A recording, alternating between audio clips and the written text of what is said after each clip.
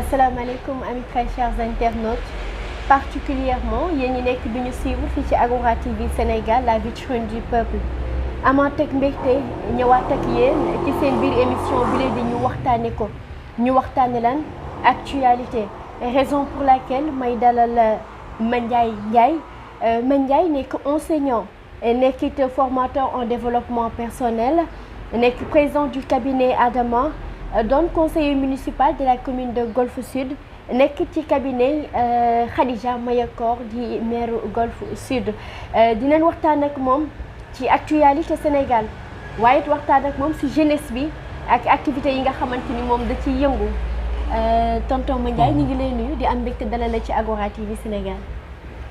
merci beaucoup maa ngi lay fay soxna si Mbacké maa ngi lay fay bu baax a baax am mbégte aussi di ñëw participer ci seen émission bi nga xam ne yéen a ngi koy def ci chaîne Agora TV donc ñu ngi lay dalal jàmm parce que maa la dalal merci. et c'est un plaisir. D'abord jàng démb ak jàng tey noo ko gisee.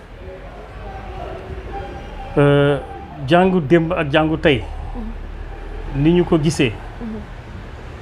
xanaa mën nañu wax ne ñun ñi nga xam ne def nañu expérience ci jàngale bi depuis 33 ans war nañ cee mën a wax dara parce que bu ñu ko méngaleek ñun bi ñuy jàng ni mu demee woon ak léegi génération buy jàng ni muy demee dinañ ci mën a wax tuuti xalaat jàng moom day évoluer parce que jamono bu njëkk nañ daan jànge ak jamono yi léegi ni ñuy jàngee am na wute bu ci nekk donc am na progrès bu ci nekk te c'est normal parce que jàngale xam-xam la boo xam ne nii day yokku ndax lan dina am ci biir jàngale bi loo xam ne xeetu xam-xam lu mel ni internet bi par exemple da koy indi ci doxalinu jàngal bi lu mel ni boroom xam-xam yi liggéey ci wàllu psychologie xam-xam yooyu nga xam ne moom la ñuy génne loolu aussi day am jeexital ci jàngale bi donc jàngum démb ak jàngum tey am na lu bari lu wute d'ailleurs bu ñu xamul évolution boobu am sax bu ñu sàggunul foofu day am ay jafe-jafe te man jàpp naa ne jafe-jafe yooyu moo tax man ma taxawal kuréel gi nga xam ne moom laa taxawal muy cabinet Adama bi di tàggat ay ndaw ay xale yoo xam ne ci école yi la ñuy jóge ma seetlu ne dañuy am ay jafe-jafe ci école bi parce que bu ñu bëggee nañu doon yaree xale yi ca jamono bu njëkk ñu bëgg même schéma yooyu ñu koy utiliser waat ci jamono ji ñu toll boo sàggunul xëy na dina am donc benn réeroo bu ciy am dina am benn échec bu ciy am dafay baax ci nañ doon jàngalee bu njëkk ca jàng bi ni mu demee woon bu njëkk ñu xool ca la ca baax ak lu méngoog jamono ñu indi ko ci jamono ji mais ñu xool la nga xam ne ni dañ ko doon doxale te jàpp nañ ne doxalin boobu am na beneen bu ko gën ñu daal di koy weccee ak bi ko gën donc jàpp naa ne jàngalinu bu njëkk ak jàngalinu léegi dafa war a changer dafay évoluer ñàkk réeree loolu nag ñàkk xam loolu mooy indi yenn gàllankoor yi ci école yi mooy indi gàllankoor yi ci ni ñuy gérer xale yi parce que bu ñu bëggee ma waxaat ko nañu éduquer woon ñu njëkk ña ñu bëgg ko éduquer waatee génération bi day wute. ça pose problème mën naa ci jël benn misaal rek tey dañu nekk ci jamono joo xam ne nii mais internet bi portable c'est incontournable mais portable bi nga xam ne nii moom méngoog jamono ji xale yi nekk tey ñëpp xam nañ ne bu ñuy jàng ci école yi léegi dañuy am tendance lan bu ñuy amee ay exercice dañ koy dugal ci groupe WhatsApp yi donc xale yi mënuñu leen xañ portable pour ñu jàng la preuve bi nga xamee ni période Covid bi feebar bi am na fi ñu arrêté jàng yi nit ñi delluwaat ci kër ya toog mais am na ci école yoo xam ne nii dañoo jël xarañte bi am bees cours yi ñu doon def ñu koy def en ligne donc pour wax la rek ne maanaam jàng bi dafay laaj ñu maanaam jël ci biir jàngale bi dugal ci maanaam xam-xam yu bees yi ñëw ci wàllu xarala yi pour adapté wu voilà mais loolu nag souvent day poser problème parce que adaptation boobu nag il faut que ñu accompagner xale yi pour ñu mën a réussir adaptation bi parce que bu ñu leen accompagner wul nan lay demee mais portable yi dafay li ñuy wax un mal nécessaire dañuy nekk loo xam ne au lieu ñu jël njëriñ ba mais ñoom du ñu jël njëriñ ba parce que bu fekkee ne dañoo nekk ci portable bi safaan bi mooy yore portable bi toute une nuit nga war a xëy jàng ji mais guddi gi yëpp nga nekk ci portable bi di seetaan loo xam ne amulu la benn njëriñ ci jàngale bi mais bu boobaa da ngay gis ne safaan bi mooy am waaye nag bu fekkee ne dañoo jël portable bi nga utiliser ko parce que am na recherche yooyu def nga utiliser ko parce que am na exercice yooyu def boo paree nga teg ko fële nga gérer sa emploi du temps ba nga xam ne heure ba nga war a tëdd da nga koy tëdd heure ba nga war a jóg da nga koy jóg mais bu boobaa donc du am problème voilà. du am problème souvent da ngay gis yenn professeur wala enseignant yi sax di ŋàññi programme bi nga xamante ni moom la ñuy jàngale fii ci Sénégal ndax yow ak ñoom da ngeen bokk gis-gis ci loolu. waaw mën naa bokk ak ñoom gis-gis ci lu bari mais man d'accorduma ne xeetu jàng yooyu ñuy jàng Victor Hugo yooyu war nañ ko boole ci li ñuy jàng dëgg la mais nag d'accord naa ci ne dañu war a jàngale li nga xam ne aussi mooy suñu cosaan parce que loolu moo bokk na ci li nga xam ne moo tardeel suñu réew yi maanaam bala ngay jàngi la nga xam ne mooy cosaanu jàmbur mais yow sa cosaan nga jàng ko donc fa ngay jàngee cosaanu jàmbur boobu war nga fa mën a jàng aussi sa cosaan donc tey perte de repère bi nga xam ne dañ koy am mais loolu bokk na ci li tax perte de repère boobu li ko waral mooy ñàkk jàngale cosaan bi ñàkk jàngale programme boo xam ne nii day jël en charge ñi nga xam ne maanaam ay références lañu fii. les Sénégalais de bon temps. par exemple loolu ànd naa ci ak ñoom. voilà donc loolu moom dañ koy joytu dañuy jàng yoo xam ne nii amulu la du ma wax ne amulu la njëriñ te parce que dina la ubbil xel nga xam àdduna et cetera mais lay njëriñ dëgg te ñu war ko jàngale. loolu bu ñu seetee sunu programme yi dañuy gis ne am na lu bari lu sooxe. waaw am na lu bari soxla bon bien que bu ñu xoolee ci programme élémentaire boo xoolee ci enseignement élémentaire bi ak progression harmonisée bi ñuy wax nga xam ne par exemple bu ñuy jàngale dañuy jàngale loo xam ne nii day am loo xam ne c'est benn day nekk benn part nationale mais dafa am loo xam ne aussi day nekk benn part locale parce que bu ma juumul dafa mel ni bu ñu jëlee 75% ci programme bi nga koy jàngale en histoire et en géographie mais da nga war a jël 25% boo xam ne ci niveau local lay doon.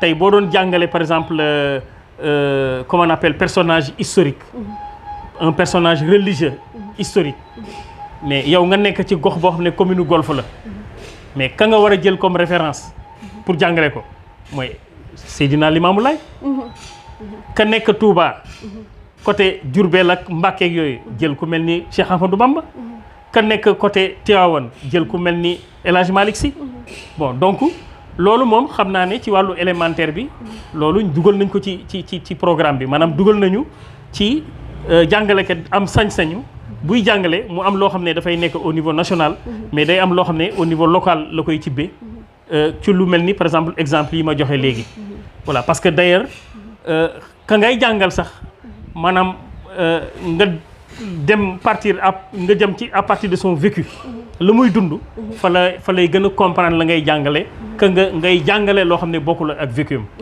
voilà donc loolu peut-être mën nañ ko ci wax waaw. di enseignant nga def 33 ans ci li nga xamante ni moo di enseignement xam ndaw bu baax a baax ñu bëri jaar ci sa ay loxo moo tax ci waxtaan boobu rek ci jàng boobu la ñuy duggee ci li nga xamante ni moo di jeunesse bi cabinet Adama ndaw a ka tax a jóg mu ngay ndaw yi ngay tàggat et que sa relation ak ndaw ñi sa relation ak xale yi lan la bon sama relation ak ndaw yi man ndaw ñee may tax a dund moo tax bi ma demee amee 33 ans ci jàngale bi léegi ba ma ci nekkee léegi def na 33 ans mais depuis bi ma ci nekkee dès le début ci laa commencé man initier ay projets parce que dama dugg ci jàngale bi dans les années 90 ma def sama 4 premières années yi am sama diplôme professionnel mais ma commencé di taxawal ay projets taxawaloon naa fi benn projet boo xam ne dama doon taxawaloon benn kuréel ñu doon liggéey ak village SOS des enfants bi nekk Jëppal Sacré-Cœur nga xam ne dañ daan jël ay moniteurs de collectivité éducative ñu fay dem par mercredi ak samedi di def ay animation ak xale yi nga xam ne dañu nekk foofu. mu am jamono joo xam ne sax xale yi nekk foofu bu vacances jotee da nga ciy gis xale yoo xam ne dañ daan dem vacances ci seen i kër mais am na xale yoo xam ne du ñu am famille d'accueil léegi nag xale yu mel noonu bu vacances jotee xale yëpp dem ñoom ñu nekk foofu ci village bi mais da ngay gis ñoo xam ne ni employés yi la ñuy côtoyer tonton doo ma yóbbu sa kër et cetera parce que bëgg nañu ñoom it génn comme yeneen xale yi génnee. parce que xale yi bu ñu génnee dem vacances ba dellu si dañuy raconter. li ñuy netti léegi yooyu ñoom it dañuy bëgg a dund. lu mel noonu. alors ñu taxawaloon nag benn projet boo xam ne. ñu jël xale yooyu yóbbu leen woon Tubaab Jalaw pendant tout le mois d'août ñu nekkoon nag ñoom xale yi. kooku dans les années 94 95 la woon. bon ensuite bi ma jógee ci loolu def naa fi benn projet boo xam ne prison Fort B aussi ñu amoon benn partenariat ak prison bi ci benn kuréel goo xam ne maa ko taxawaloon mu tudd PEVA projet enfance vie amour léegi kuréel googu bi mu amee partenariat ak prison Fort B lan lañ doon def dañ doon dem aussi les mercredis ak les samedis ñu nekk ak détenus yi les enfants ci la ñu jamono jooju ci lañ fa organiser woon sax benn comment on appelle ça yóbbu woon fa benn groupe de rap waa daara ji ñu yóbbu leen fa ñu def benn prestation foofu voilà ñu daan def ay débat ak xale yi nekk ci prison yi donc sama parcours ak xale yi noonu la demee mais aussi li may faral di expliquer rek mooy man bi ma duggee ci jàngale bi li ma intéressé ci jàngale bi mooy bu ma yoree xale man du ma xool xale bi nga xam ne moo jël pay ci classe bi man damay seet ki jël ndaare ci classe bi ma jéem a xool lu tax kooku jël ndaare xale bi nga xam ne bu ñëwee ci classe bi dafay nelaw ma jéem a xool kii lu tax muy nelaw donc yu man xeetu gëstu yooyu laay gëstu ci xale yi moo tax dama daan accompagner ay xale yoo xam ne dañuy dem ba du ñu am yaakaar ci ñoom mais ñooñu laay accompagner ba tey am na fi ñoo xam ne nii ay kilifa lañu donc man loolu mooy sama passion ci xale yi alors léegi nag bi ma demee ba ci kanam ci laa ne xaaral ma taxawal benn kuréel mais pour servir l'éducation il n'est pas dit que da ngay taxawal école rek man ci laa taxawal benn kuréel gi ci cadre cabinet Adama bi laa ko taxawalee Adama c'est pour faire référence à la première créature humaine yàlla li mu njëkk a sàkk ci àdduna mooy doomu Adama mooy Adama la yàlla njëkk a sàkk te gën ko fonk donc yàlla mënul sàkk loo xam ne nii li mu sàkk baaxul bu yàlla sàkkee dara lu baax la waaw donc doomu Adama bi dañ ko war a fonk xale bi dañ ko war a fonk donc waruñu rejeter xale bi soit sous le prétexte que drogué la wala ñu ko rejeter sous le prétexte que mënul jàng amul xam-xam et cetera man loolu moo tax ma jël philosophie boobu concept boobu mais aussi c'est pour dire que buñ doon laajte tey lan mooy jàngale lan mooy yar dañuy ku xelam gàtt danaan la yar mooy wala jàngale mooy nga jox nit xam-xam mais déedéet tollootuñu ci jamono joo xam ne dañuy jox nit ki xam-xam dafa nekk loo xam ne dafa wasaare xam-xam tey dafa yomb am est-ce que vous voyez donc éduquer quelqu'un c'est pas lui transmettre le savoir mais par contre éduquer quelqu'un c'est quoi? C'est l'aider à devenir c'est pour cela la mission de l'enseignant aujourd'hui de l'éducateur c'est quoi? C'est d'aider à devenir moo tax ki ngay jàngal yow tey boo demee université ngay jàngal nga nekk professeur di jàngale étudiant bi ngay jàngal mais la nga koy jàngal bu demee ci source ba nga koy jëlee mu indi ko yow mi koy jàngal sax mu jàngal la ko tey ci kër yi ñu nekk ñaata yoon la ñuy am problème ci biir kër yi ci téléphone wala ci téléviseur am lu leen ci jaaxal nga woo benn xale pour mu ñëw régler ko. wala nga googliser. waaw alors donc pour loolu rek moo lay wan ne jamono ji ñu toll dañoo toll ci xeet ci jamono joo xam ne li gën a yomb tey mooy sàkku xam-xam mais ni mu yombee nag noonu la jafee pour que nit ñi jaar ci yoon ba pour sàkku xam-xam bi moo tax donc éduquer quelqu'un il faut plus considérer l'éduquer quelqu'un comme transmettre le savoir mais éduquer quelqu'un c'est l'aider à devenir voilà pourquoi ñu jël ñun vocable boobu aider à devenir mais yamuñu rek ci aider à devenir on aide à devenir par l'action et la motivation active c'est pour génne sigle bi Adama bi donc pour wax ne maanaam revenir ci question ba nga ma njëkkoon posé sànq ci wàllu éducation bu njëkk ak léegi moo tax léegi bu ma demee bay dégg léeg-léeg ñu naan élève nangam dafa dóor enseignant nangam mais dama naan xam nga dafay yomb loolu nga incriminer xale bi mais dama naan est-ce que aussi enseignant ba amul part de responsabilité parce que part de responsabilité bi muy am mooy lan mooy dafay am li ñuy wax changement de paradigme maanaam yow bu fekkee ne sa médiation pédagogique bi ngay am ak ki ngay jàngale yow da nga jàpp ne yaa ko supérieur yaa koy jox xam-xam mais da ngay fausser relation pédagogique bi mais bu jàppee ne boo ko jàppee ne moom doomu aadama la comme yow la nga koy jàngal amaan na sax ne moom xam na ko mais yow xëy na la nga koy indil mooy lan mooy yow da nga devenir ba pare yow maanaam da nga xam nga li ñuy wax naan donc yow da nga koy accompagner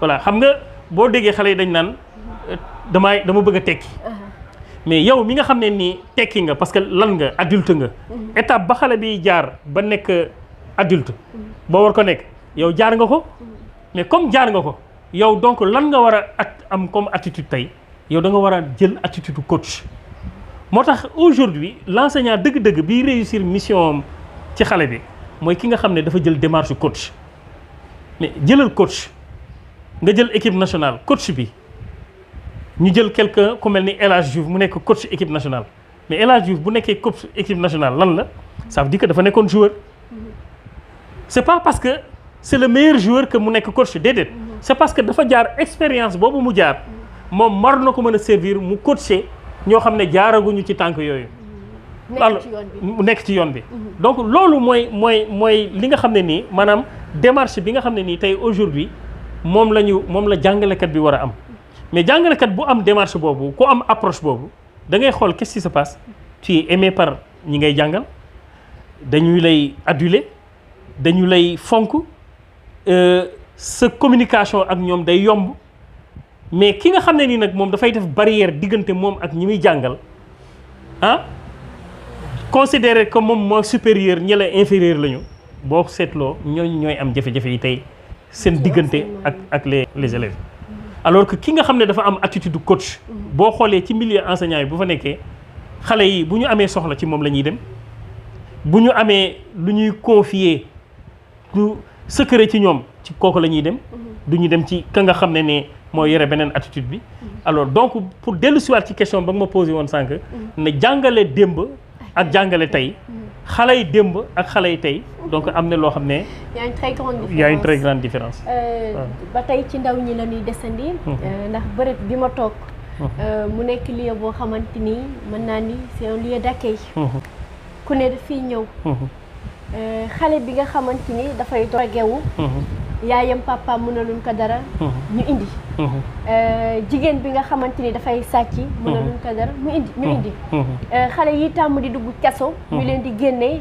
ñu indi xale yi nga xamante ni aussi ay orphelin lañ amuñu wéeruwaay yow nga jël di gàgganti di jubbanti ba ñu bëree bëri di réussir seen vie tey loolu lan la lay def bon loolu satisfaction la may def xam nga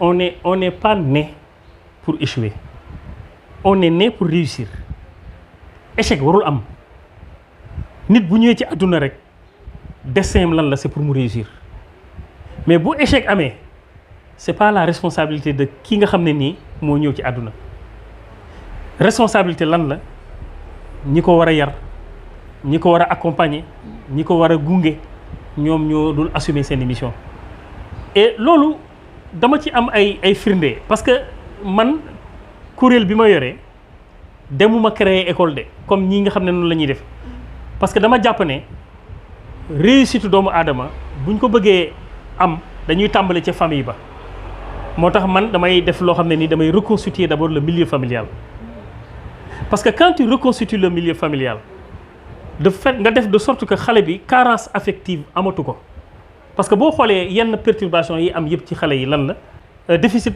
affectif la quand il y a carence affective ça daf koy day répercuté wu ci comportement xale bi mais carence affective lan lay jógee ci nan mais quand un enfant est orphelin waajuram génn àdduna quand un enfant est issu d'un couple divorcé parce que dans les couples divorcés da ngay gis day am querelle boo xam ne dañ koy transférer ci xale bi ñuy xëccoo xale bi dafay répercuté wu ci xale bi ensuite léeg-léeg yow nga nekk parent mais nga jur koo xamee ni mais personnalité bi muy dégager yow mi ko jur sax tu ne dégages pas cette personnalité parce que nag aussi n'oublions pas que li parent am li gën a cher ci àdduna mooy lan mooy njaboot c'est pour cela l'investissement le plus sûr c'est lequel c'est d'investir sur l'éducation des enfants mais loolu ñi ko xam famille yi ko xam ñu ngi réussir tey famille yi réere mbir loolu ñooy ñi am problème donc man la satisfaction c'est quoi c'est que je pars du principe que comme je l'ai dit tout à l'heure doomu aadama dama koy fonk moo tax je ne rejette personne et je suis plus à l'aise d'ailleurs quand tu m'amènes un enfant après nga ne ma kii non ku bon la kii bandi la non je suis content c'est là où je prends l'enfant et puis maintenant je vais essayer de voir mais li ñuy wax ci xale bi est-ce que loolu la parce que parfois li ñuy wax ci xale yi parfois projection la parfois sa yéene nga gisul mais lu tax gisoo yéene boobu alors léegi nag man je prends l'enfant comme tel et je vais amener l'enfant à comprendre que yow jugement bi ñuy def ci yow nga def introspection boobu est-ce que le jugement boobu ñuy def ci yow est-ce que loolu moo nekk ci yow mais comment tu vas montrer aux autres que li ñuy foog ci yow du loolu mais quand je les accompagne dans ça mais on a le succès je prends des exemples xam nga sànq boo ñëwee ci structure ba on a 2 appartements bii benn bi pour jigéen ñi la benn pour góor ñi mais actuellement structure bi boo fa duggee ay xale nga fay fekk mais bokkuñu fa de juruñu leen dañuy ñëw xëy leen indi leen ñu yendu fa parce que xale yi ci seen bopp sax boo leen téyee ci kër ga ñoom ñooy wax seen waaj ku jur yi ñu rapidement ñu sangu ñu ne leen ñu yóbbu leen ma ci internat bi mais pourquoi parce que dañuy trouver ambiance foofu dañuy trouver jàmm foofu dañuy trouver affection foofu parce que le parent peut être bien dans la maison avec les enfants ici ba pare affection amu fa parce que amuñu seetlu ci xale yi amuñu communication ci xale yi voyez donc manque de seetlu boobu ci xale bi manque de communication boobu ci xale bi mais pour que seetlu boobu am pour que loolu am mais il faut que nit ki xam un peu psychologie de l'enfant mais boo amul notion ci psychologie de l'enfant xam comment est-ce que un enfant évolue yan moment lay subir ay crises yi muy subir comment tu fais pour l'accompagner pour mu génn ci crise yooyu mais yooyu bu ko nit ki gànnaaw yoowul mais l'enfant est comment on appelle vulnérable et puis day dem vers l'échec parce que entourage bi l'entourage n'est pas assez averti pour am outils yooyu pour accompagner xale yi donc dafa laaj ay outils dafa am laaj nga am outils sur le développement psychogénétique de l'enfant dafa laaj nga am ay outils sur la motivation comment motiver l'enfant dafa laaj nga am ay outils ci communication quel type de communication il faut entreprendre avec l'enfant la nga bëgg a régler naka nga koy waxe bas est-ce que c'est une communication violente est-ce que c'est une communication non violente mais outils yooyu boo ko gànnaayoowul mais tu as des problèmes avec les enfants donc ñun on a une très grande satisfaction c'est-à-dire ñun maanaam présence su xale yi ñun loolu moo ñuy dundal quand je vois les enfants loolu moo ñuy dundal voilà parce que il était bien beau nga nekk dans ton appartement ou dans ta maison avec tes propres enfants hein mais c'est ça pas ça nous notre mission c'est quoi c'est d'accompagner les enfants vers la réussite et da nga ma fekk d'ailleurs ma nekk ci benn programme en rapport avec la commune de Golf Sud et c'est avant-hier que j'ai initié le programme parce que xam nañ ne heure bi ñu toll tous les nouveaux bacheliers seen préoccupation c'est quoi c'est l'orientation. Bien sûr. Alors nous on a conçu un programme en partenariat avec la commune de Golfe Sud, le cabinet que j'ai, le cabinet Adama, en partenariat avec la commune, on va prendre dans la semaine, tous les jeudis, et on commence ça demain. Une première heure de 10h à 13h, une deuxième heure de 14h à 15h. On lance un appel à tous les bacheliers de la commune. On leur demande de venir. Mais on va les accompagner pour l'orientation. Parce que nous avons connexion bi daf leen di të. Donc bu ñu ñëwee ci commune bi y a la connexion. Am na ñoo xam ne nii outil informatique bi amuñu expertise bi mënuñu ko utiliser. Bien sûr. Ils ont des difficultés, il faut les accompagner dans ça.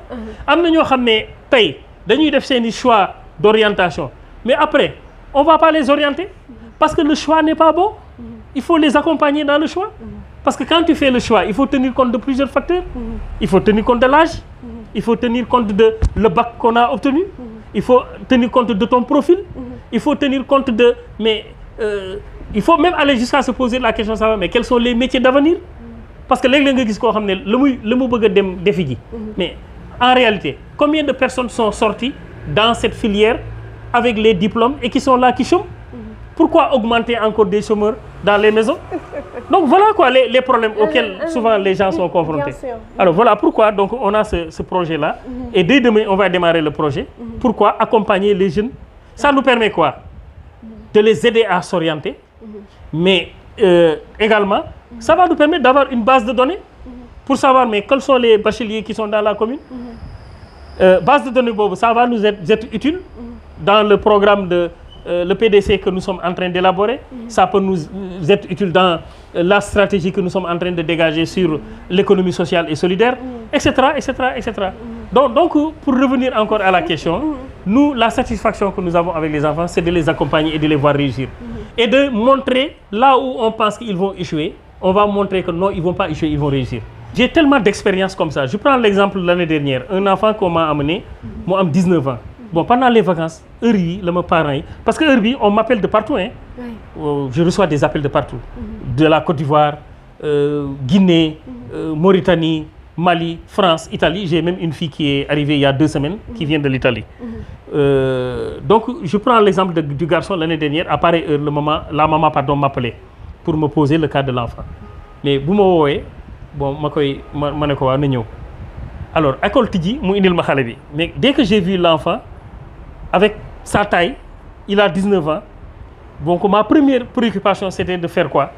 De faire de sorte qu'il accepte de rester. Parce que ça, c'est la première bataille d'abord. Quand on m'amène un enfant, que l'enfant accepte de rester. Parce que ça peut arriver. Je fais une... Vraiment, ça m'a... Parce que je sais une chose. Dès que l'enfant accepte de rester, le challenge va être relevé. Alors l'enfant, pour qu'il reste, il a 19 ans. Je lui ai dit, je vais t'amener en seconde. Il me regarde. Je lui dis, et puis je t'amène en seconde S. C'est quelqu'un qui a fait la 4e 2 fois. Renvoyé de la 4e, sans la moyenne. Donc il devrait faire la 3e. Mais je dis non, je l'amène en seconde S. Parce que j'ai cette opportunité-là, j'ai cette possibilité avec les écoles partenaires avec lesquelles je travaille. Mais je l'amène en seconde S. D'octobre à novembre, à décembre, pardon. Mais chaque jour, sa maman m'appelle. Parce que quand il y a une note dans les matières dites scientifiques, mathématiques, PC, SVT, la note est catastrophique. Mais par contre, quand c'est les matières dites littéraires, il avait d'excellentes notes. Mais c'est normal. Et pourquoi je l'avais mis en seconde S? J'ai choisi la seconde S parce qu'en général, dans les établissements, en seconde S, il y a moins d'élèves dans les classes et il y a plus de rigueur avec les élèves de la série S. Bien sûr. Donc voilà la stratégie. Donc je l'amène en seconde S. Mais également, il y avait son binôme dans l'internat qui, lui, reprenait la classe. Mais ce garçon qui a repris la classe, d'ailleurs, il était 3e de la classe en seconde S de sa classe.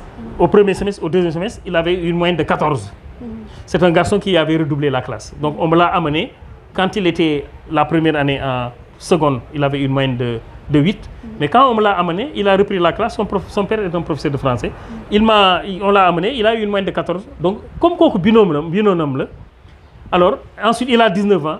Pour le valoriser, parce qu'il allait être en 3e avec des enfants qui ont 15 ans, 14 ans. à la limite 16 ans, mais il ne va pas être valorisé. Je dis, attends, je vais le valoriser. Donc je l'amène en seconde. Mais qu'est-ce qui se passe? Et comme nous, les notes, on les affiche, quand vous rentrez dans l'internat, à la porte, vous voyez déjà les notes affichées. Mais c'est une manière de créer une certaine émulation, mais aussi def ben jom ci ñom, parce que sa nawlé bu fa nekké di am ay notes yu bax, yow aussi tu vas faire une prise de conscience pour chercher une bonne note. Alors, légui nak qu'est-ce qui se passe? Premier semestre bien, il s'est retrouvé à une moyenne de 11,90, je pense bien. 11,90 au premier semestre. Pour quelqu'un qui n'a pas fait la troisième. Mais dès que moyenne bobu génn, quand les résultats sont sortis, mais il est venu, il m'a trouvé dans le bureau pour me remercier. Pour me dire, monsieur Ndiaye, dama lay remercier. Parce que yow ya tax ma am li. Alors que man, du man ma tax ma am lol de. Man ci ñom lay def jom bi. C'est-à-dire en fait, il faut faire de sorte que les gens aient confiance en eux. Li nelaw ngay yé. Donc chez ce garçon là, il y a amna ben fibre bo xamné ni, il fallait réveiller ça pour que cet enfant là fasse feu et flamme. Mais je l'ai présenté au BFM, il a réussi au BFM au premier tour. Et c'est un garçon qui est destiné à l'armée, il doit aller à l'armée. Parce qu'on lui a tracé une carrière dans l'armée, puisque son père c'était un sapeur-pompier. Bon, il est suivi par des gradés dans l'armée qui sont en train de le préparer pour le caser dans l'armée. Donc il allait partir dans l'armée sans un diplôme. Alors regardez maintenant, il a fait la seconde S, il a eu la moyenne. Je l'ai présenté au BFM, il a eu le brevet, le BFM au premier tour. Alors maintenant, qu'est-ce qui s'est passé? Il était en seconde. Il va aller l'année prochaine en première. Parce qu'entre-temps, il ne va pas pouvoir faire l'armée finalement. Il avait déjà fait la visite médicale et tout. Mais l'âge, il n'a pas encore l'âge requis pour pouvoir faire l'armée. Donc il va devoir rester encore une année. Mais il y a d'ailleurs mais alhamdoulilah, ce sera une bonne occasion. Parce que les gens ont une valeur. Alors voilà par exemple, c'est un challenge que nous avons réussi. Mais combien d'enfants j'ai eu l'année dernière qui étaient en classe de 4e? Qui devaient faire la 4e, redoubler la classe de 4e. Parce qu'ils ont fait une année la 4e, on les a renvoyés des écoles. Ils ont fait 2 années en 4e, on les a renvoyés. Et ils devaient encore faire la 4e. Mais quand on me les a amenés, mais je ne les fais pas faire un enfant qui a fait 2 fois la 4e. Mais je ne vais pas l'amener faire encore une 3e fois la 4e. Je ne fais pas ça. Je l'ai amené dans l'établissement, on les a fait faire des tests. Bon, au début, on hésitait même, est-ce qu'il faut les prendre, est-ce qu'il ne faut pas les prendre. Mais comme man m'ai garanti, parce qu'ils sont dans ma structure, mais nous disons, mais qu'est-ce qui se passe? Essayez, les examens blancs, nous disons. Mais au BFM, ils ont tous réussi. Au BFM. Donc, qu'est-ce que ça veut dire? Bon, ça veut dire quoi? Ça veut dire qu'il faut qu'on croie aux enfants. Il faut qu'on croie à l'humain. Moi, je vais dire que yalla sakul kuy échouer. Échec amul. Ku yalla sak rek da nga wara réussir. Doomu adama bu yalla sak rek da nga wara réussir. Bu réussite amul rek, c'est parce que lañu waron def lañu deful. Té koku, c'est d'abord la responsabilité première du parent. C'est la responsabilité de l'enseignant. C'est la responsabilité de l'école. C'est la responsabilité de la société, c'est la responsabilité de l'État. Donc il faut que chacun joue sa partition. Voilà nous, comment est-ce que nous sommes en train de régler notre partition. C'est-à-dire les enfants, on ne croit pas en eux, nous les prenons et nous les amenons nous les valorisons et nous les amenons vers le succès. Et ça, il y en a beaucoup, hein, y compris des filles. J'ai une fille qu'on m'a amenée au mois de... Elle n'a pas fait le premier semestre chez nous. Bimi ñëw deuxième semestre bi la ñëw. Bo xolé bulletin composition deuxième semestre da ngay gis do ci gis moyenne au premier semestre. Mais quand l'enfant est arrivé, mais au BFM, elle a réussi au deuxième tour. Elle a eu son BFM. Elle a été valorisée. Est-ce que vous voyez? Ce matin même, il y a un membre de la famille qui m'a appelé pour me parler de son enfant qu'il veut faire venir de Kaolack. Voilà donc comment est-ce que nous sommes en train d'apporter notre contribution pour l'éducation des enfants.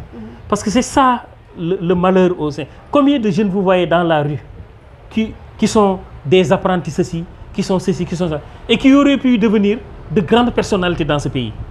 Mais même si les grandes personnalités qui sont dans ce pays-là, si on les prend, combien parmi eux ont eu des difficultés dans leur cursus scolaire et qui pourtant sont devenus de grandes personnalités aujourd'hui?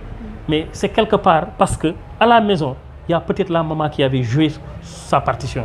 C'est parce qu'à la maison, il y a le papa qui avait joué sa partition.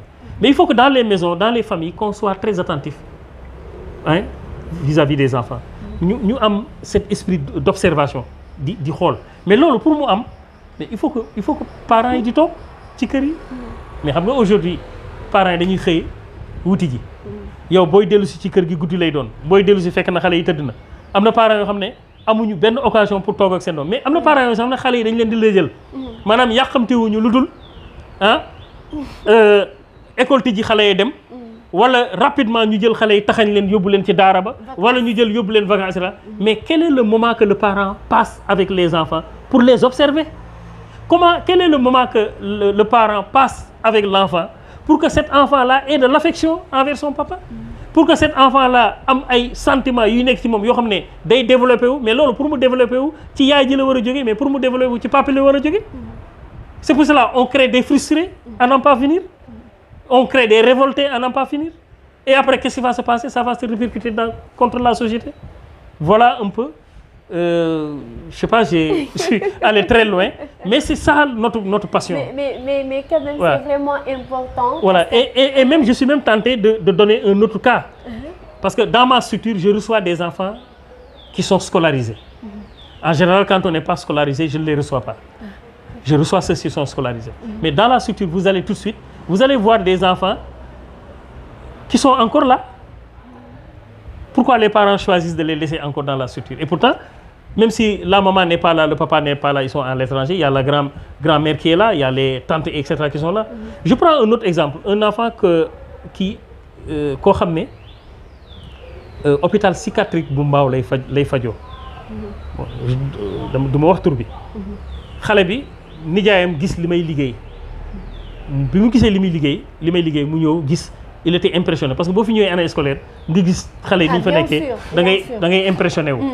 alors léegi nag mu wax ma mais naka lay def ba doomam benn jarbaatam ñëw fi mu expliqué ma kaaw jarbaat bi c'est un couple divorcé. Son père est là-bas, sa maman est là-bas. yaay ji ndeysaan Ibadou la c'est une dame très machallah ku yàlla may ku jullite et tout. mais xale bi c'est l'aîné parents yi divorcé nañu. après qu'est-ce qui se passe l'enfant est versé dans la drogue. nekk ci yamba bi ba léegi xale bi kayitu dof la yor hôpital psychiatrique bu Mbao lay fajoo. bon ma ne oncle bi li ma la mën a may mooy chaque dimanche na xale bi di ñëw par dimanche muy ñëw ci structure bi. mais ñëw bi muy ñëw ci structure par dimanche qu'est-ce qui se passe parce que tous les dimanches les enfants qu'est-ce qu'ils font? Ils sortent le matin à 7 heures ils peuvent sortir pour aller au terrain de foot. mais si on ne prend pas garde ils peuvent même passer toute une journée là-bas en train de faire le foot parce que tellement qu'ils aiment le foot. mais aussi pour ñun c'est un moment de décompression parce que quand ils sont fermés pendant toute la semaine école la structure il faut les permettre de décompresser parce que l'enfant emmagasine de l'énergie et il faut que énergie boobu génn. mais bu énergie boobu génn mooy waral lan mooy waral ay xeex par-ci par-là ay querelle par-ci par-là ay mécontentement par-ci donc il faut les laisser ñu génn énergie boobu. mais quand ils vont le dimanche après au football qu'est-ce qui se passe? Ils reviennent c'est pour faire les jeux d'échecs parce qu'ils ont un maître de jeux d'échecs ex-champion du Sénégal qui vient les former aux jeux d'échecs. mais tout le monde sait que le jeu d'échecs ça fait partie des meilleurs jeux de l'esprit. Bien sûr. Ce n'est pas pour rien que y a un pays comme l'Union soviétique, c'est leur sport national. Alors, léegi nag ils font ce jeu d'échecs là et j'ai dû même remarquer que les meilleurs dans la structure, dans l'internat, sur le plan scolaire, mais c'est les meilleurs au jeu d'échecs. Pour vous dire comment est-ce que le jeu d'échecs est en train d'influer sur le niveau des enfants à l'école. Alors, le garçon là dont je parlais, qu'est-ce qui se passe? Quand il vient le dimanche, il va accompagner les enfants au foot.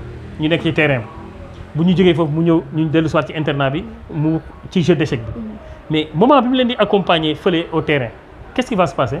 jour dimanche bi y a des anciens de l'internat qui se retrouvent là-bas ñoo xam ne am nañu bac ils sont des étudiants ñii ils sont en train de faire des stages ñii ils ont voyagé par-ci par-là mais léegi nag bu ñëwee ñooñu seen classe d'âge am lañu bu ñëwee dégg ñooñu ñuy waxtaan ñii naan yii man stage bi ma def fii ñii naan kii et cetera. mais moom après qu'est-ce qui va se passer? dafay bëgg valoriser wu comme ñooñu. Bien sûr. Alors voilà ce qui a changé ce garçon. Alors qu'est-ce qui se passe? léegi chaque dimanche il vient il passe la journée dans la structure mais quand il passe le dimanche dans la structure entre-temps il retourne chez chez ses parents mais son oncle yóbbu ko ci atelier am moment boobu muy toog ak moom ci atelier bi donc dimanche mu jotaat mu dellu si le garçon est pressé que dimanche jot mu dellu si waat ci suñu parce que il trouve ses repères ça il trouve classe d'âge ami ñii ñu ngi def li ñu donc moom aussi il cherche à se valoriser finalement qu'est-ce qui se passe quand il est dans l'internat bu ñu defee jeu d'échecs bi day toog suivre de jeu d'échecs bi comme ñëpp après moment de quartier libre ñii ñu ngi seen portable yi ñii ñu ngi jël livre mais moom après mu dem jël livre toog yore livre bi di lire donc il était en train de se valoriser mais tout récemment bi ma dajee ak oncle bi ma ko laajee mu ne ma non léegi ça va très bien mi ngi ci atelier ba mu ngi def ay travaux donc valoriser wu na et soins yooyu mu doon def à l'hôpital psychiatrique mujj gi moom sax moo daan yóbbu boppam di def ji ay consultations donc voilà comment par exemple nous avons contribué à valoriser la personne. Alors vous voyez, pour terminer, c'est pour tout simplement dire que il faut qu'on fasse attention à l'environnement de l'enfant. C'est important. Voilà, il faut faire attention à l'environnement. Quand vous voulez faire réussir un enfant, mettez-le dans un bon environnement. Donc veillons sur l'environnement, veillons sur la fréquentation de l'enfant. Mais il suffit de regarder la fréquentation, de veiller sur l'environnement et vous allez peut-être amener l'enfant vers le succès. Amener l'enfant vers le succès. Amis très chers internautes, yéen ñi nekk dañu suivre ci Agora TV Sénégal yéen a ngi ci seen biir émission ñu waxtaane ko tey am honneur ak mbégte dalal Mandiaye Ndiaye suñu tonton ku gis nag li muy waxee ngeen xam ni xam-xam la ñuy waxtaane ndaw waxtaane ñi nga xamante ni moo di jeunesse bi ci jeunesse boobu nag la ñuy desandi. Souvent bu manifestation amee rek mer bu amee duñu gis ndaw yi ñooy taal lépp lu jëm ci yàq rek ñoom la loolu aussi ban jàngat nga ci am. waaw xam nga violence moom baaxul mais violence bu amee rek dafa am lu ko waral cause bi la ñu war a xool lan la peut-être bu ñu saafara cause boobu xëy na violence boobu dootul am. Bon, je connais très bien parce que moi j'ai évolué dans le mouvement navétane. J'ai été dirigeant du mouvement navétane. J'ai été jeune comme les jeunes engagés, politiques, un grand revendicateur, etc. Donc je connais jeunesse dafa am fugg bu muy àndal. Moo tax jeunesse fugg boobu muy àndal il faut savoir canaliser ça et il faut savoir les occuper. Mais quand ils n'ont pas d'occupation, quand ils n'ont pas de modèle, on ne leur offre pas des modèles, mais dafay dégénérer ci violence. Donc loolu c'est la responsabilité des adultes. Il faut que ñu présente xale yi ay modèles, ay références, et il y a des références ici. Ensuite ñu am ay occupations. Et puis maintenant que les adultes aussi puissent servir d'exemple. Voilà. Et puis qu'on fasse attention aussi à ces questions de violence. Parce que qui entretient cette violence-là? Parce que la violence peut être entretenue des deux côtés. Parce que, vous m'excusez, on peut être mal intentionné, qu'on soit d'un côté ou d'un autre, pour orienter les gens vers la violence, parce qu'il y a des choses qu'on veut régler. Alors que, ay, du yam ci bopp borom, te ay du li gën. Donc je suis moi farouchement opposé à la violence, mais il y a des violences yoo xam ne on les sent venir parce que dañ ko entretenir. Parce que l'oisiveté baaxul. Il faut qu'on occupe les jeunes. Pendant les vacances, on doit occuper les jeunes dans des activités saines. On doit, dans les quartiers, les ASC, les accompagner pour que nous jël en charge les enfants. Les mouvements foulards. Oui, mais nous, moi, dans ma jeunesse, mes vacances, je ne suis jamais resté sur place. J'organisais des reboisements, je mobilisais les jeunes du quartier, je faisais ceci, je faisais cela. Dans le quartier, les mag ñi bu ñu bëggaan parfois salte yi dajaloo fenn dañ naan wol leen ma Mandiaye ma ñëw après un parent me dit ñun de lii la ñu bëggoon ko fi jëlee ma woote réunion dimanche ñu daje fa dindi ko nit romb joxe 100 francs nit romb joxe kii engagement citoyen donc voilà des choses qu'il faut développer. Mais loolu il faut par les réseaux sociaux, par les télés, par les trucs là, mais qu'on fasse des sensibilisations de ce genre. Mais aujourd'hui quand tu regardes la télé, qu'est-ce qu'il y a? Quel modèle on donne? Voilà le problème. Donc loolu c'est pas la faute des jeunes. C'est la faute des jeunes. Il aurait fallu qu'on les accompagne, qu'on les mobilise. Vacances bu jotee mais ñu organiser ay camps de vacances, organiser ay structures yoo xam ne nii on prend les jeunes dans les quartiers, on les mobilise, on les amène dans les villages, ils vont apprendre comment cultiver, ils vont aider à cultiver, etc., etc. Il y a énormément de choses à faire. Mais s'il n'y a pas ça, oisiveté, les jeunes sont versés dans la violence. Et attention, hein, si on ne prend pas garde, qu'est-ce qui va se passer? Xam nga xalé yi lan lañuy def? Dañuy dem di toji ji ay Auchan, ay structure ay trucs de supermarché, des trucs comme ça. Mais gis nga buñu deful attention, qu'est-ce qui va se passer? Donc xam nga yoyu yak nañu yak ba nga xamné amna yo xam sax légui dañ leen tej. Mais buñu deful attention, qu'est-ce qui va se passer? Kër yi lañuy dem dugg ci légui di agresser. Si on ne prend pas garde. Parce qu'il faut qu'on évite de créer des frustrés.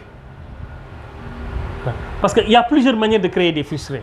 Opulence, vous avez des créer des frustrés. Hein? Manque de justice, vous avez des créer des frustrés. Il faut qu'on fasse très très attention. Dans les maisons, la façon de gérer les gens, il y a une frustration parfois. Si quelqu'un dit jang, quelqu'un qui jangul, parole yi ñi wax ci ki jangul, wala kenn ki versé wu ci parole négative yi nga xamné ni dañ koy verser ci nit ki yoyu yep day créer ay frustration. Donc on doit avoir des discours un discours positif. On doit avoir une communication positive. Mais quand on a une communication négative, quand on a un discours négatif, mais ça se répercute dans le comportement des gens. Ça se répercute dans le comportement des gens. Même l'environnement que biñuy nek sax da fay nek un environnement négatif parce que tellement qu'il y a que des discours négatifs dans cet environnement. Mais quand on est dans un environnement où on ne tient que des discours positifs, on ne tient que des discours qui galvanisent, on ne tient que des discours qui valorisent. Mais dans cet environnement-là, les gens vont se valoriser. Les gens vont se valoriser. xam naa nag fi ñuy tëjee waxtaan bi. ba tey ci ndaw ñi. dañuy toog rek di gis ay vidéo sénégalais yi duppee ko des vidéos lomotives. ay ndaw. di faire des actes ñu jéggal ma ci kàddu gi sexuel. di ko filmer. yu façon bu bari loo xamante ni kenn du ko rafetlu. mais ñu koy gis tamit di ko partager fu nekk surtout depuis démb ba légui mu s'occuper li nga xamanteni modi actualité bi tay d'abord psychologiquement xalé yoyu ci nan la ñu mëna comprendre acte yoyu manam film bi ñu koy filmer partage bi et tout ça. Waaw koku c'est regrettable, c'est dommage, mais moy liñ doon waxat rek moy délu ci wat manam il faut qu'on assure l'éducation des enfants. Il faut que les familles reprennent leur mission parce qu'il y a une démission totale dans les familles. Xam nga histoire Covid bi fi amone rek woné né l'éducation c'est d'abord dans les maisons parce que la preuve bi Covid bi amé qu'est-ce qui s'est passé? École yi dañu tëj mais école yi bi ñu tëjee famille yi nga xamné c'est des familles averties doon jël en charge l'éducation des enfants amuñu problème. Donc revenons à nos familles, réglons les problèmes de famille, éduquons les familles, mais créons des canaux, des stratégies pour que les familles jouent leur mission. Familles nous jouent toutes les missions. Il n'y a pas de solidarité dans les familles. Il n'y a pas d'entraide dans les familles. Aujourd'hui, xoolal ci famille yi am solidarité yooyu am na ci xeetu làkkat yoo xam ne nii da ngay xool bu ci kenn réussir dafay appuyer quelqu'un d'autre mu réussir fekk si ko mu appuyer quelqu'un d'autre mu réussir fekk si ko mais dans les autres familles surtout chez les familles wolof qu'est-ce qui va se passer bu kenn réussir du ñu bëgg keneen réussir solidarité moo war a am ci famille yi yàlla bu mayee dafay jox ci famille bi famille boo gis yàlla day am koo xam ne yàlla da koy jox xam-xam kii yàlla da koy jox doole kii yàlla da koy jox baatin kii yàlla da koy jox zahir mais dafa war a am entente communion ci biir famille boobu pour que kii li ko yàlla jox mu indi ko kii indi la ko yàlla jox kii indi la ko yàlla jox pour que famille bi avance. Mais quand il y a pas ça dans nos familles mais il y a des problèmes. C'est ça, c'est-à-dire il faut qu'on reprenne les missions, les rôles dans les familles. Aujourd'hui c'est des familles éclatées hein yàqamti wu ñu lu dul former couple daal di dem béro bu ñu béro qu'est-ce qui va se passer doom bu ñu am bu ñu xëyee dem liggéeyi bàyyi ko moom rek foofu. Qu'est-ce qui se passe? Va se passer, l'enfant va être toute la journée face à la télé. Après, il y a des conséquences parce que moi j'en ai comme ça. Un enfant qui vient de la Côte d'Ivoire, dañ ko doon tëj toute une journée mu nekk ci télé bi day dem ba nga xam ne ay attitude animaux yi lay am parce que communication socialisation bi day manqué télé bi rek lay jàkkaar lool day dem ba image télé bi Mickey yi muy gis ak yooyu rek lay dund donc problème de communication, problème de socialisation, problème d'intégration mu am ko, mais yooyu mooy mal yi. Donc pour revenir à votre question, le mal c'est dans les familles. Il faut qu'on éduque les familles, mais il faut qu'on ose éduquer les familles. Les parents parfois n'osent pas éduquer les familles, parce que quand il y a un mal dans la famille avec l'enfant, mais il faut prendre son courage entre les deux mains et toucher du doigt le mal, mais on ne le fait pas dans les familles. Moi je vis des situations comme ça. Actuellement il y a des parents, on est en vacances, mais il y a des parents qui m'appellent parfois pour se plaindre du comportement de leur enfant dans la maison. C'est moi à distance qui appelle pour dire à l'enfant, mais attends-toi, on te reproche ceci ou cela. Est-ce que vous voyez la responsabilité que les parents doivent prendre? Parce que quand on est dans une famille où tu as un seul enfant, gëmewoo ko boo ko fonkee ba fonk bi ëpp la nga war doo ko def ci moom.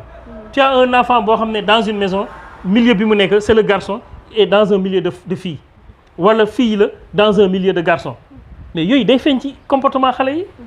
Yooyu yëpp donc parents yi dañ ci war a tenir compte. Mais boo fekkee ne yow da nga ko bëgg de trop ba nga xam ne yow kenn du ko laal, mais mooy waral yow ñay yar doon yar te seen doom ñu yar leen kenn du leen dégg ci yenn yi. ñi yarul nag te échoué te mënatuñu yar, wala xamuñu ni ñuy yare, wala amuñu courage yar bi, wala ñemewuñu sax wax xale bi li muy def, mais quand un enfant se drogue, mais il faut toog ak moom ne ko da ngay drogué wu. Mais bu fekkee ne yow ñemewoo koo wax, yow kanam gi ma lay wan sax yow ñemewoo koo wax ne ko yow da ngay def lii, mais kañ lay solutionné wu ci sa doom. ci sa doom. Alors donc voilà pour vraiment li nga wax noonu ci question boobu. Man les enfants qui sont dans la structure, quand ils arrivent, ku ci yorul portable damay wax parents bi jëndal ko portable. Tous les enfants ont le portable, mais les portables nous les gardons dans la semaine. Pendant toute la semaine on garde le portable. Week-end bi bu jotee ñu jox xale yi seen portable. Le samedi, le dimanche, il y a des moments où chaque enfant a son portable. Parce que chacun peut être dans son petit coin avec son portable, def ay jeux, wala il a besoin d'intimité avec son parent, mu woo papa, mu woo yaayam, ñu communiquer. Parce que on a un téléphone fixe, on peut passer par le téléphone, mais je veux que cette intimité-là, mu am.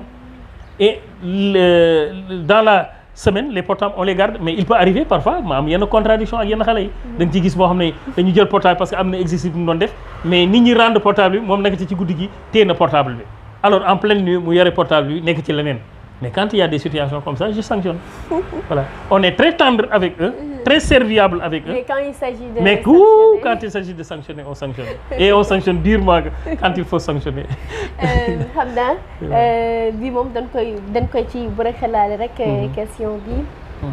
Ndax en tant que moniteur, nit koo xamante ni dafa yàgg ak xale xam ko. Ndax jàpp nga ni da nga jàpp ni dañu war a prôner éducation sexuelle Sénégal?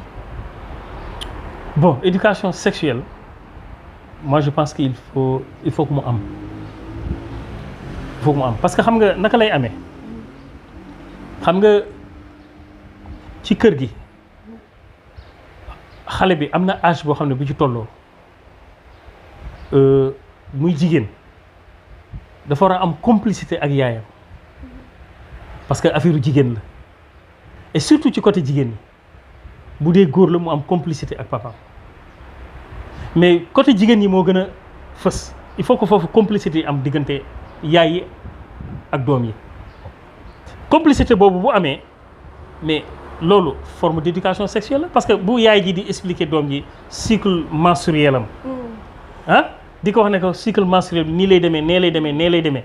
Bu amee il faut faire attention à ceci, il faut faire attention à cela. Mais loolu c'est une éducation sexuelle. C'est ça l'éducation sexuelle. Bon, ensuite comment on appelle ça, comme ça peut se faire, mais également de temps en temps, mais même si par exemple sunu ay affaire hormones dafa am sunu culture du ñu permettre parfois ñu dugg ci yenn yi et cetera, mais tu fais appel à des personnes extérieures.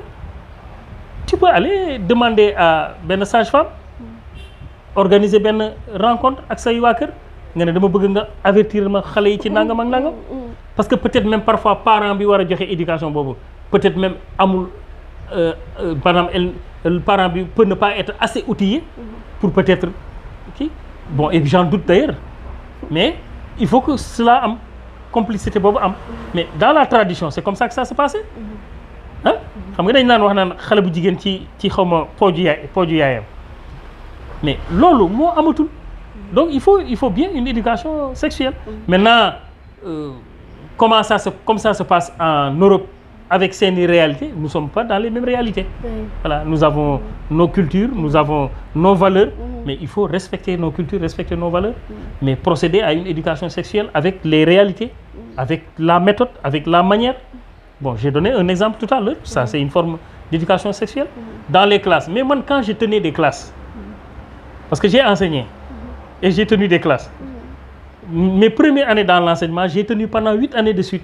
successives une classe de CM2 vous savez qu'est-ce que je faisais avec les élèves de la classe de CM2 parce que à l'époque phénomène viol dafa commencé woon di am di bëri alors dafa commencé woon di bëri dafa am jamono yoo xam ne loolu kenn daaw ko dégg mais ñu commencé doon dégg phénomène yooyu mais qu'est-ce que je faisais dama doon wax xale yi les coupures de journaux à la maison xale yi di xool page société après ma ne woon tout ce qui est viol vous découpez ces pages là vous les apportez après ci biir classe bi ñu def benn tableau boo xam ne nii dañ doon afficher thématique boobu thématique viol ku indi jënd kii rek ñu ngi les enfants de la structure de la classe fii mu am ci ay filles yoo xam ne ñoom ñoo war a def exposé sur le viol je me rappelle am na benn parent bu mës a ñëw di ma laaj mu ne ma mais doom ji def na ko dañuy def exposé ci viol affaire boobu jaaxal ko mais lan laa ci bëggoon c'est-à-dire c'était pour préparer les enfants